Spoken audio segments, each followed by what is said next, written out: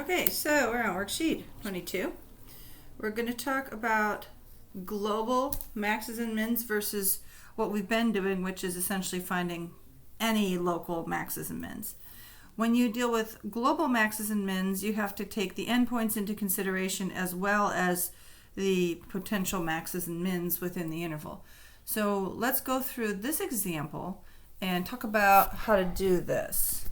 So you have the function, first of all, f is equal to x cubed minus x squared minus x plus 2. So it's a cubic. We know certain things about cubics. They all have all exactly one point of inflection, actually. And they rotate. They're 180 degrees rotationally symmetric about that point of inflection. Whether that point of inflection occurs in the context of a max and min on either side, that is not always the case. Sometimes they do, sometimes they don't. But there's always a point of inflection with 180 degree symmetry. So just keep that in mind. Okay, so let's go ahead and take a derivative here. And we get 3x squared minus 2x minus 1. And have a second derivative. Okay, and so we can always be guaranteed to find this point of inflection. So if you're trying to classify these guys, you get a free pass. Is for a cubic, this is free. We can automatically just say this is a point of inflection because I'm analyzing a cubic, and the cubic always has a point of inflection when the second derivative is 0. So this is like saying 3x equals 1 or x is equal to 1/3. Okay, so we found the point of inflection. We weren't asked to, but we may as well. Okay, now equidistant from that point of inflection, you're going to get the max and the min if they occur. Otherwise, this expression could actually end up not giving you anything. But it's always just the quadratic formula. F prime is 3x squared minus 2x minus 1 equals 0. And we're looking for possible max or min. And even on a cubic, we're not entirely sure until if the ends kind of justify the means. If we get a solution, then we do have one max and one min. If we get negative inside the discriminant, then we don't have a max and min. So let's go ahead and figure that out. X equals negative b plus or minus the square root of b squared minus 4ac all over 2a. So it's 2 plus or minus, there's a 16 in there, so I'm just going to go ahead and finish this up. I'm going to divide the top by 2 and the bottom by 2. So x is going to be 1/3 plus or minus 2/3, which means yes, we have a max and a min, but we have to figure out which one comes first. Well, it's going to be the max and then the min, because actually if you've done enough of these problems, you realize that since right here there's no negative sign, so you know which direction you're working with. But let's say you didn't figure that out yet. So we're just going to try to go through this step by step as if you didn't know. We're just going to go ahead and use the whole calculus process. Okay, so we have our point of inflection. We have possible maxes and mins, but we also have this interval. So what we need to do is we need to pick up all three of these points, the max, min, and point of inflection, and the two endpoints, and figure out what's going on with all of that mess. Okay, so what we're going to have to do, I'm going to just squeeze this stuff over here. Hope you don't mind. I'll make it blue. How's that?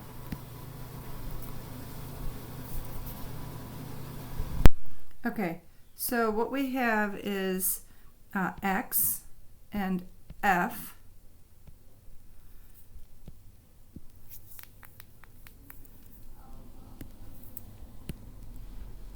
And the x's we're concerned about are -1 and 2, 1/3, and we want 1/3 minus 2/3, which would be negative 1/3, and 1/3 plus 2/3, which would be 1. So here are all the points we care about. So let's go ahead and calculate that. Okay, and you know I don't like typing that stuff into a calculator any more than you do. So I just ask Wolfram Alpha to do the whole lot of them for me. X cubed minus x squared minus x plus 2, evaluated at all those points. And let's go ahead and take those values. See if I can push this over just a little bit. It's going to be 1. And I agree with that. I'm just going to sort of check that because sometimes Wolfram Alpha doesn't do what I expect it to. There's the plot, by the way. We'll look at that later just to make sure our plot is right. And then we get 2.185. We don't really need that much. 2.2 is good enough for our plot.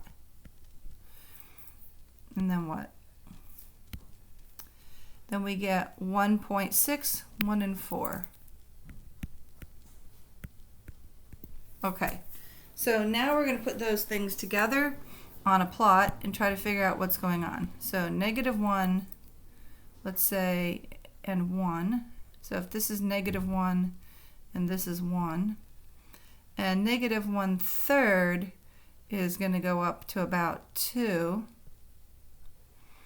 1/3 is going to be above 1 but lower than your other value.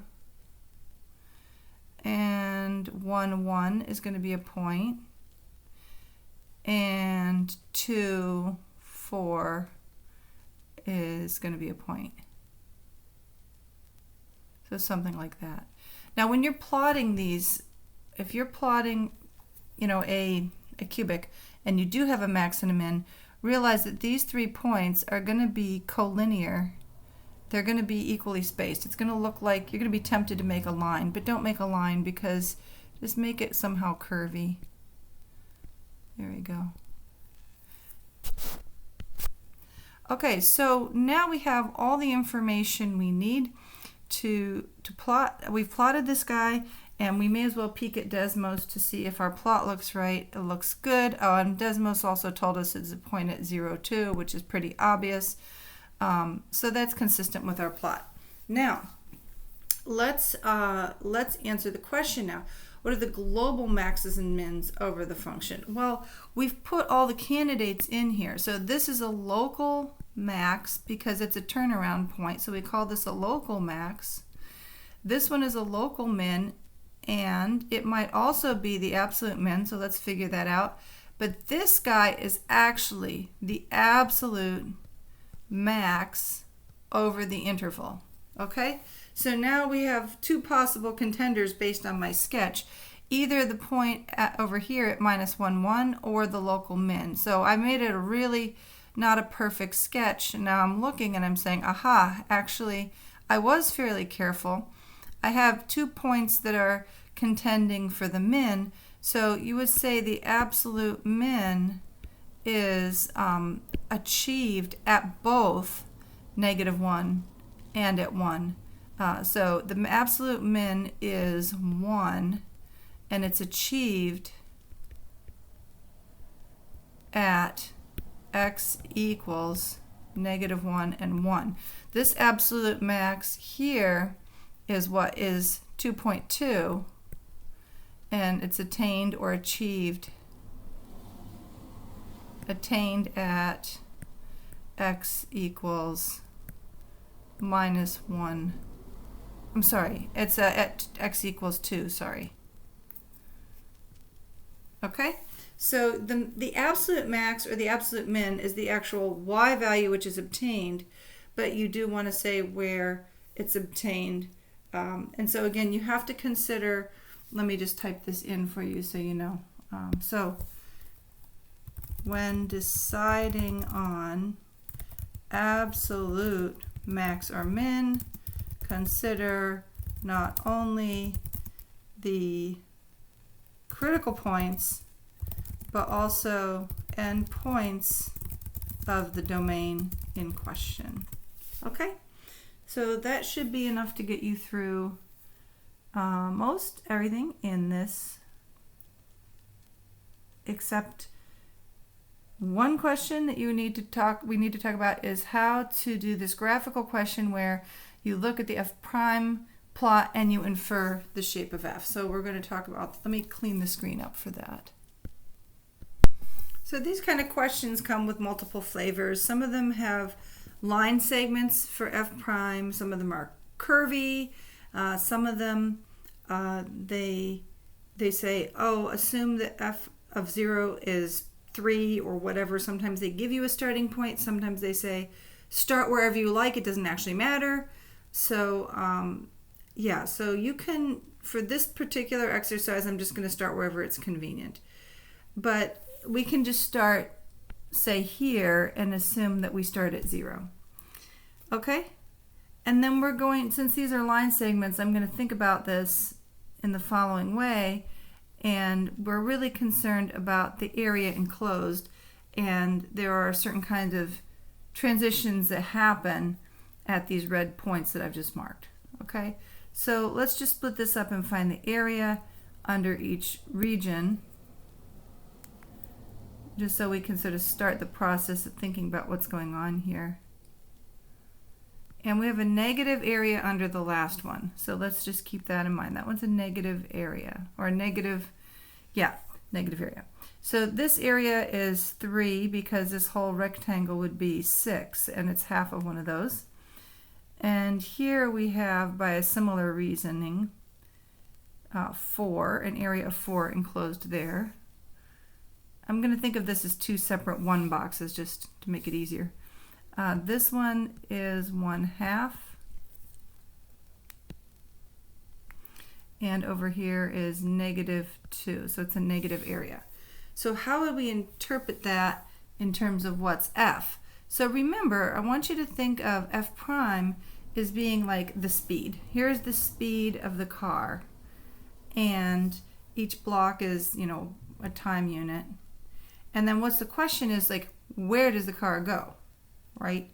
So let's start at 0.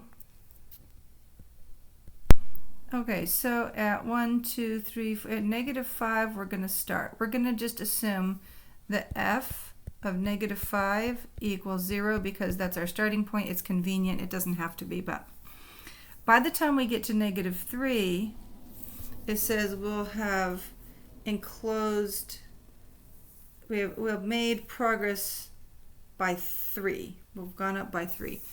So we're going to go up by 3, and it's just sort of coincidental that the other graph is going up by 3 too. But since we're having an increasing speed, that we have this line segment, these are going to be parabolic segments. So I'm going to overly dramatize this parabola here. And so what's going to happen next is from -3 to -1, we're going to also have a parabolic segment, and it has to go up by 4 units more, but with a decreasing slope. So we're going to essentially turn that into some kind of point of inflection, but I don't really want to call it that, but that's essentially what's happening. And we have to go up a lot more than we have. So I'm going to try to sort of move this plot down. In fact, I think I'm going to just move this part of it, if you don't mind. I might have to keep adjusting this. So I want to go up 4 units.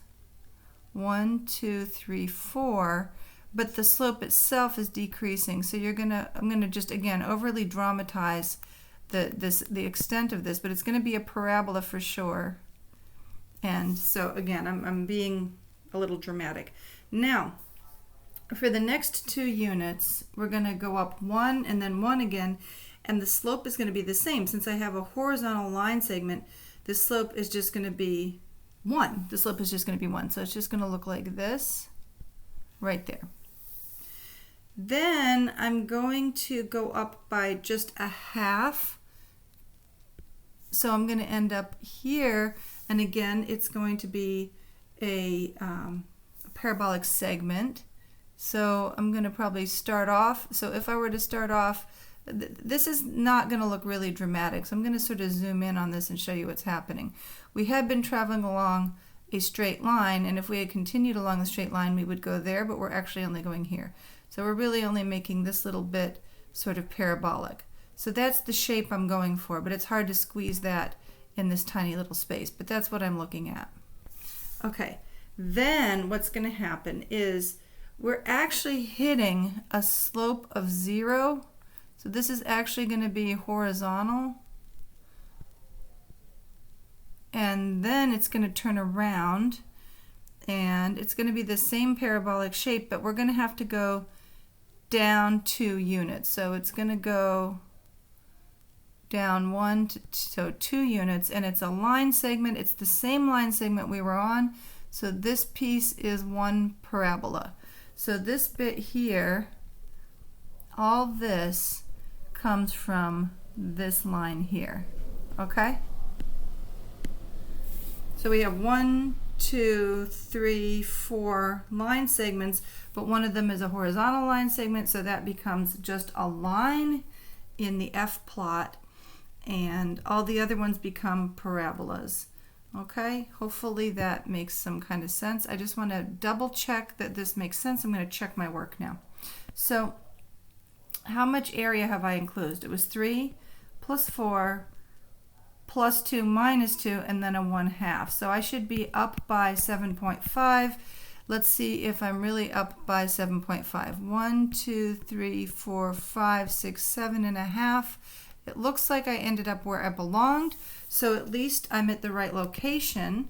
And now I want to double check that I have the right number of segments. I'm just going to count here, I have 1, 2, 3, 4 segments.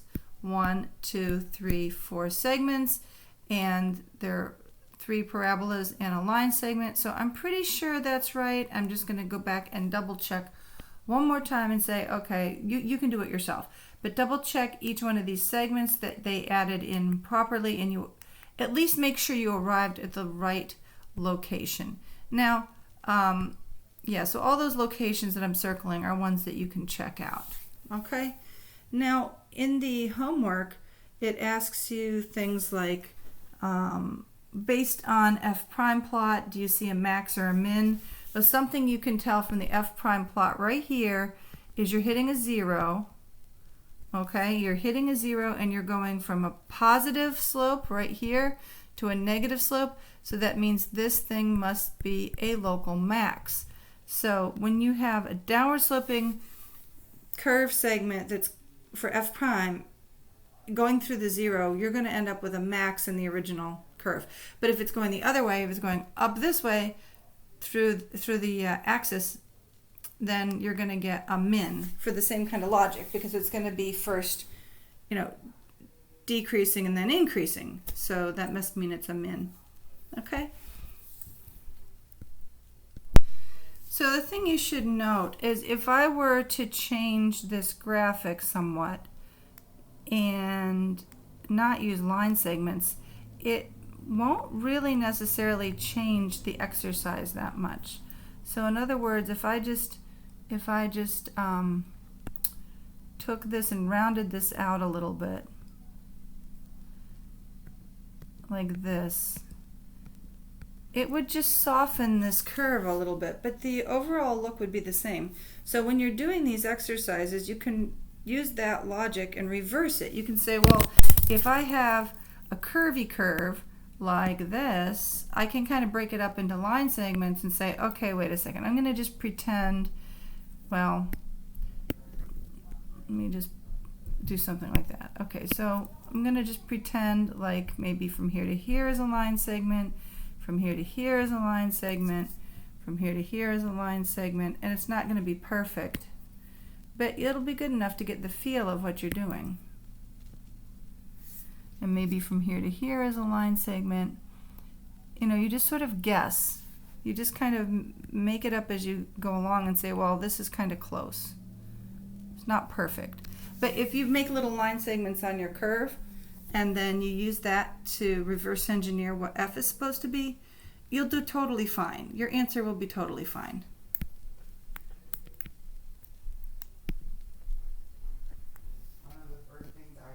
Okay, so for example, I just thought this would be a helpful thing. If you think of it as a bank account, F prime is telling you your deposits and your withdrawals. F prime is deposits and withdrawals. So it's kind of telling you you're making money at work, you're earning some money, and then you're going out to eat, and then you're earning some more money. So this is earn, and then this is spend. So you're spending money. I know it kind of comes in pulses, but we're going to pretend like it's a continuous function. Then you earn some more money. And so as long as the amount you earn is more than the amount you spend, your bank balance will always be positive. And so F is like your balance. Okay, so you start whatever, let's say you start earning here, whatever time period that is, and then you say, hey, I'm earning some money. Let's say -1, 2, 3, 4, 5. Then you go -1, 2, 3, 4, 5. This is just our starting point. You can start somewhere else. Maybe you start and it's like, you know what? At time is -5, you start with $500 in the bank. That's fine, but it's not going to change the way the curve looks. So it's looking like from here to here you're earning money, and since it looks kind of like a parabola, you kind of expect the result to look cubic-like, and then you're going to spend a while. So it's never going to, this graph shows you spending less than you earned. So actually I missed something. At some point I had a maximum amount of earning, so I should have slowed down like that. And then this right here should be, I should have done this kind of thing. Because I had a max over here in my F prime, there should be a point of inflection in my bank balance. Okay, now I'm about to spend some money, and I'm going to spend a lot, and then I'm going to like slow down.